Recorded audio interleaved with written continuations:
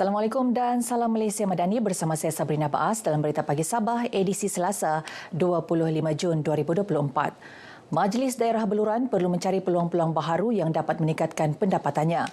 Timbalan Ketua Menteri Datuk Seri Panglima Dr. Joaquim Gunsalam yang juga Menteri Kerajaan Tempatan dan Perumahan bagaimanapun berkata ia perlu dilaksanakan tanpa menjejaskan atau memberikan kesan negatif kepada pemegang taruh. Datuk Dr. Joaquim juga menyarankan pegawai eksekutif dan pengerusi majlis daerah bekerjasama dalam projek atau program keutamaan yang berimpak tinggi kepada pemegang taruh di Majlis Daerah Beluran. Beliau menyatakan demikian kepada media selepas lawatan kembara pihak berkuasa tempatan PBT ke Beluran. Kembara PBT ini turut disertai setiausaha politiknya, Datuk Johnny Bon Kurum dan setiausaha tetap Kementerian Kerajaan Tempatan dan Perumahan, Datuk Dr. Jamili Nais. Sementara itu, Majlis Perbandaran Tawau MPT perlu bekerjasama dengan pihak pemaju untuk mencantikkan lanskap kawasan perumahan khususnya berhampiran pusat bandar. Membantu Menteri kepada Ketua Menteri Datuk Nizam Abu Bakar Titingan berkata, pendekatan itu mewujudkan suasana ceria dan indah seterusnya menaikkan imej bandar Tawau. Datuk Nizam turut mencadangkan aktiviti gotong royong bersama penduduk diadakan sekurang-kurangnya 2 hingga 3 kali sebulan. Ia mampu menyamai suasana kejiranan harmoni selain rasa tanggungjawab menjaga kebersihan dan kemudahan awam. Majlis Perbandaran Tawau dapat berbincang dengan pemaju di taman perumahan ini untuk melibatkan penduduk-penduduk taman di dalam program-program gotong royong bagi menyedarkan bahawa kita tinggal berdekatan dengan bandar dan kita mesti memastikan taman perumahan rakyat ini berada di dalam keadaan yang teratur. Datuk Nizam ditemui selepas majlis Hari Raya Aidiladha di penempatan program perumahan rakyat PPR Taman Seri Titingan. Beliau turut mengajak warga PPR Taman Seri Titingan bekerjasama dengan pihak keselamatan bagi membendung aktiviti jenayah di kawasan berkenaan. Perkembangan banjir di Membakut. Jumlah penduduk terjejas banjir ditempatkan di Pusat Pemindahan Sementara PPS Selagor Beaufort meningkat kepada 114 orang daripada 46 keluarga setakat 8 malam tadi. Pegawai Daerah Membakut Ibrahim Terki berkata, penduduk terjejas dari 7 buah kampung iaitu Kampung Kayai, Mandangin, Bambangan, Baitam, Limpayau, Limpajas dan Kampung Jambatan Baru. Kami dari pihak pejabat daerah selaku pengurusi bencana daerah mengharapkanlah semoga pada hari ini kalau boleh mangsa-mangsa banjir dapat pindahlah ke tempat masing-masing. Rok sampai pinggang air dia. Di kaki lima aku tuh ada air. Nah, belakang tuh kami diam-diam di rumah, datang polis pergi gambar. Nah, baru kami kena angkat. Masa kami keluar itu bomba yang bagi keluar. Jipa mangkat sini. Masa itu saya kena call daripada unit PPM. Kalau mau pindah, boleh kasih maklum dengan kami. Lepas itu saya call diorang, saya boleh pindah, kita pindah. Jalan sudah tidak boleh dilalui. Memang banjir dalam lah. Jadi terpaksa saya dibawa oleh Tuan DO Membakut ini untuk berpindah di inilah penempatan Selagor ini. Hujan berterusan yang berlaku di Membakut sejak Khamis lalu telah menyebabkan beberapa kawasan dilanda banjir. Program Semarak Patriotik Saya Anak Malaysia, anjuran Majlis Keselamatan Negara MKN menyemarakkan lagi semangat patriotisme dalam kalangan pelajar. Ia turut mendedahkan pelajar khususnya di luar bandar mengenai isu keselamatan dan risiko keselamatan seperti penyalahgunaan najis dadah dan keselamatan di laut. Pengarah Komunikasi Strategik MKN Badrul Shah Muhammad Idris berkata, Sekolah Menengah Kebangsaan SMK Wallace Bay Tawau telah dipilih penganjuran program ini. Supaya dapat menyampaikan mesej bahawa kita satu negara di bawah satu bendera.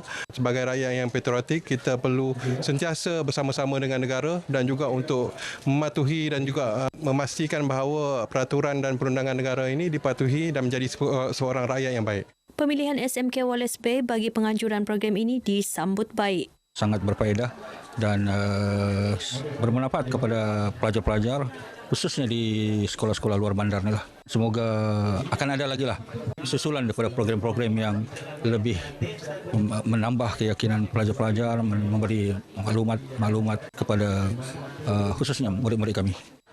Banyak saya dapat belajar dari ceramah ni. Prinsip rukun negara dengan lebih mendalam lagi. Maritim juga mengajar kami banyak benda pasal keselamatan laut. Kami juga dapat mengetahui dan mengenali agensi-agensi yang turut serta hari ini. Seperti bomba, maritim dan anti dada. Antara kebaikan yang saya dapat daripada program ini ialah semangat patriotik dapat dipupuk di antara pelajar-pelajar sekolah lah.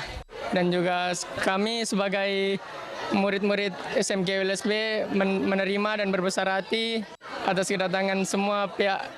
Antara pengisian program ini termasuklah pameran, ceramah daripada jabatan dan agensi kerajaan berkaitan selain demonstrasi memadam kebakaran oleh Jabatan Bomba dan Penyelamat Malaysia.